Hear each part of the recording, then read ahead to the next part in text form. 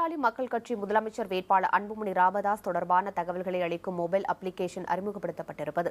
இது தொடர்பாக செய்தியாளர் தேவப்பிரியன் அன்புமணி ராமதாஸிடம் நடத்திய நேர்காணலை பார்க்கலாம். இந்த மொபைல் ஆப் உங்களுக்கான பிரத்யேகமான ஒரு வெப் பேஜஸ் இப்படின்ற நிறைய விஷயங்களை நீங்க கொண்டு போனாலும் எந்த அளவுக்கு இளைஞர்கள் மத்தியிலே இதோட கவனத்தை ஈர்க்கும் நினைக்கிறீங்க? இன்றைக்கு அரசியலில் சமூக ஊடகம் வந்து ஒரு முக்கியமான ஒரு கருவியை அரசியல் கட்சிகள் பயன்படுத்தி கொண்டிருக்கிறார்கள். காரணம், தமிழ்நாட்டை பொறுத்தவரை ஊடகம், அதாவது காட்சி ஊடகம், அச்சு ஊடகம் இருக்கிறது. இதோட காலம் இருந்தது. இந்த ஊடகம் வந்து ஒரு பாரபட்சமாக ஒரு சில ஊடகங்கள் செயல்பட்டுக் கொண்டிருக்கிறார்கள்.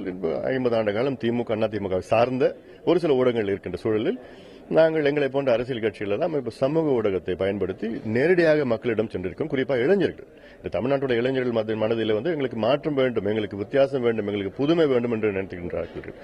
அந்த மாற்றம், அந்த வித்தியாசம் எங்களால் கொடுக்க முடியும் என்ற நோக்கத்தில் இது போன்ற இன்றைக்கு, அதாவது நாங்கள் ஏற்கனவே வந்து முகநூலில் இருக்கின்றேன், ட்விட்டரில் கீச்சில் இருக்கின்றேன். இப்பொழுது ஜூலை மாதம் 15ஆம் தேதி என்னுடைய இணையதளம் anbumani4cm.com, அதை தொடர்ச்சியாக இன்று மொபைல் ஆப் ஃபார் சேஞ்ச் அப்படி இந்த மொபைல் ஆப்பை இன்னைக்கு வெளியிட்டிருக்கின்றோம். இந்த மொபைல் ஆப் வந்து இளைஞர்கள் மத்தியில் நேரடியாக தொடர்பு ஏற்படுத்த வேண்டும். தமிழ்நாட்டில் 5,64,00,000 வாக்காளர் இருக்கின்றார்கள்.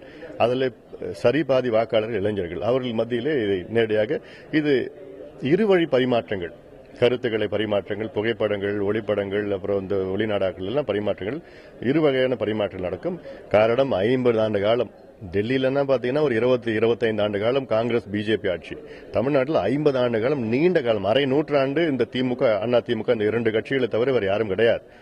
இன்னைக்கு இளைஞர்கள் மத்தியில் எங்களுக்கு மாற்றம் வேண்டும், இந்த 2 கட்சிகளும் வேண்டாம், எங்களுக்கு வித்தியாசம் வேண்டும் என்று, அதில்லாமல் ஒரு இளைஞர்கள் ஆள வேண்டும், படித்தவர்கள் ஆட்சிக்கு வர வேண்டும் என்ற எண்ணம் இளைஞர்கள் மத்தியில் இருக்கிறது. அந்த வகையில் இது போன்ற ஆப் வந்து எங்களுக்கு பயனுள்ளதாக இருக்கும்.